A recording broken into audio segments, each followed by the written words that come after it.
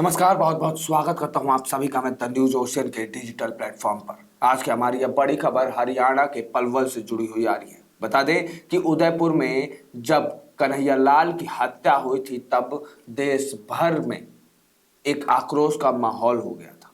आज भी देश भर में कन्हैया लाल के लिए इंसाफ की मांग की जा रही है। देश भर के हिंदू और हिंदू संगठन देश के कोने कोने में कन्हैया लाल के लिए इंसाफ की गुहार लगा रहे हैं। ऐसे में अभी देश के हिंदू और देश की जनता कन्हैया लाल की हत्या से मिले घाव को सही से भर भी नहीं पाई थी कि एक और ऐसा ही कांड सामने आ गया।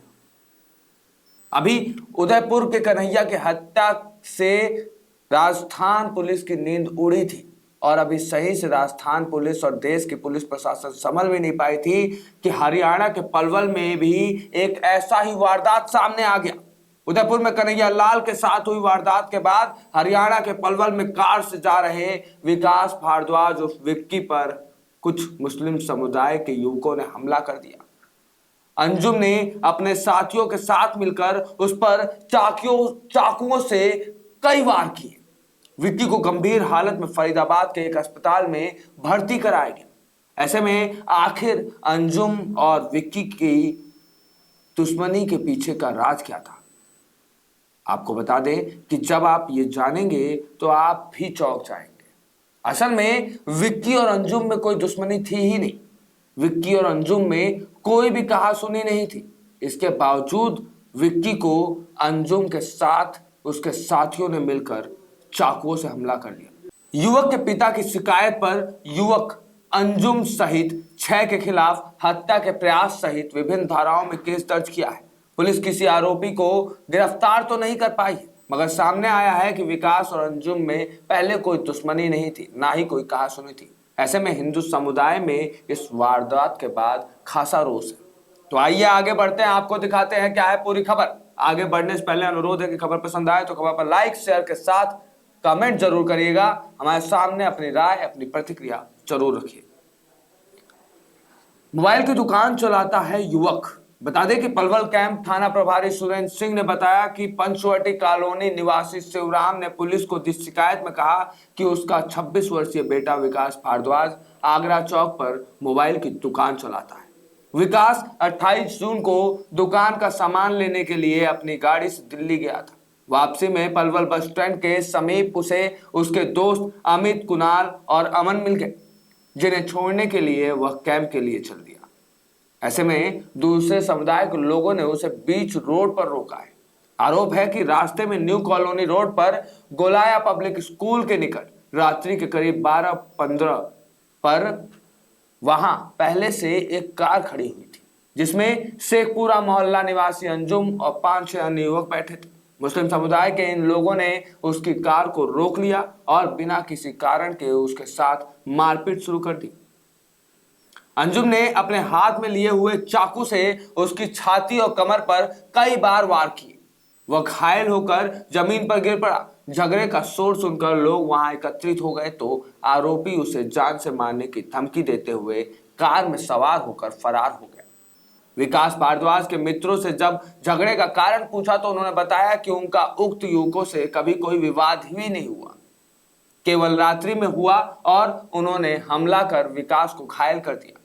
अंजुम से उनकी कोई दुश्मनी नहीं थी। बता दें कि घायल विकास को रात को ही पलवल के नागरिक अस्पताल में दाखिल कराया गया। रात को उसके पिता शिवराम व अन्य परिजन अस्पताल पहुंच गए। डॉक्टरों ने जिला नागरिक अस्पताल में विकास की हालत नाजुक देखते हुए हायर सेंटर के लिए रेफर कर दिया। वे उसे फरीदाबाद के लिए एक निजी अस्पताल में ले गए। वहां पर डॉक्टरों ने विकास का ऑपरेशन किया। अब वह पलवल के एक निजी अस्पताल की आईसीयू में उपचाराधीन है। अभी बयान देने के काबिल भी नहीं है विकास। वहीं कन्हैया लाल की हत्या के मामले में जैसे जैसे जांच आगे बढ़ रही है, हमलावरों को लेकर चौंकाने वाले खुलासे सामने आ रहे हैं। वो खुलासे ऐसे हैं जो इन सारी हत्याओं का मुंहतोड़ जवाब दे रहे हैं और साफ साबित कर रहे हैं कि हमारे कानून व्यवस्था में लचरपना की वजह से यह हत्याएं हो रही हैं। इस हत्या के पीछे किसी नुपुर शर्मा या किसी भी जुबैर का हाथ नहीं है।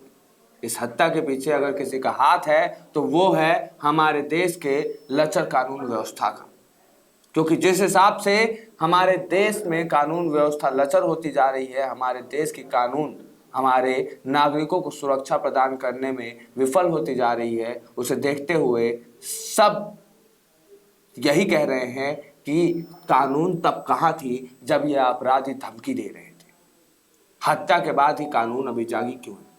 ऐसे में जांचकर्ताओं ने बताया कि जिन दो हमलावरों ने बीते मंगलवार को राजस्थान के उदयपुर में दुकान के अंदर दर्जी कन्हैया लाल का सिर काटा, उनकी प्लानिंग कुछ और ही थी। उन्होंने कन्हैया के घर में घुसकर उस पर हमले की योजना बनाई थी, लेकिन उनका पता नहीं चल पाया, जिसके बाद उन्होंने दुकान पर अपने पूरे मर्डर प्लान को अंजाम दिया। जांच में सामने आए इस खुलासे के बाद साफ हो जाता है कि दोनों ही हमलावर गौस मोहम्मद और मोहम्मद रियाज लगातार कन्हैया लाल की हत्या को लेकर प्लानिंग कर रहे थे। हालांकि सोशल मीडिया पोस्ट पर धमकी मिलने के बाद कन्हैया लाल ने कुछ दिनों के लिए अपनी दुकान भी बंद कर दी थी।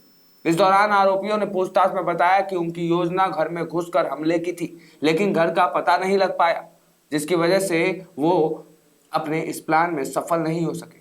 यही नहीं, आरोपियों ने कन्हैया लाल के दुकान की रेकी भी की थी। बता दें कि पुलिस के एक अधिकारी ने बताया कि हमलावरों को कन्हैया लाल पर उनकी दुकान में हमला करना आसान होगा, इसलिए उन्होंने अपनी प्लानिंग को अंजाम देने के लिए इसी दुकान को अपना निशाना बनाया। गिरफ्तार किए गए दोनों हमलावरों को वकीलों के विरोध के बीच गुरुवार को उदयपुर की एक अदालत में पेश किया गया। इस दौरान वकीलों ने उन्हें कड़ी से कड़ी सजा देने की मांग करते हुए नारेबाजी की। वहीं दोनों आरोपियों को 14 दिन की न्यायिक हिरासत में भेज दिया गया है। एनआईए, जिसने इस मामले को अपने हाथ में लिया है, जल्द ही एक टेस्ट पहचान परेड करा सकती है। अजमेर की हाई सिक्योरिटी जेल में शिफ्ट किए गए हमलावर। बता दें कि इस बीच गौस मोहम्मद और रियाज को अजमेर के हाई सिक्योरिटी जेल में शिफ्ट किया गया। दोनों को एक पुलिस बस में कोर्ट लाया गया था। इस दौरान पुलिस की सख्त सुरक्षा व्यवस्था थी। हालांकि वकीलों ने घेरा तोड़ने की पूरी कोशिश की, लेकिन पुलिस कमांडो ने उन्हें रोक दिया और दोनों आरोपियों को कोर्ट में ले गए। गौस मोहम्मद के पाकिस्तानी कट्टरपंथी संगठन दावते इस्लामी से जुड़े होने का खुलासा हुआ है। ऐसे में जैसे ही इन दोनों अपराधियों को पुलिस कोर्ट तक ले गई, कोर्ट पर अचानक से हंगामा होने लगा और कटाए हिंद का एक ही सजा, सरतन से जुदा, सरतन से जुदा के नारे लगने लग गए। देखिए ये वीडियो।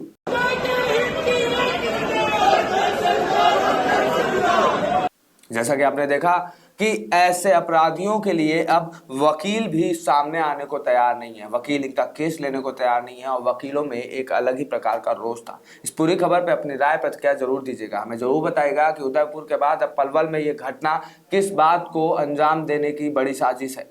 इस पूरे खबर पर अपनी राय प्रतिक्रिया जरूर रखिएगा। द न्यूज़ ओशियन, धन्यवाद।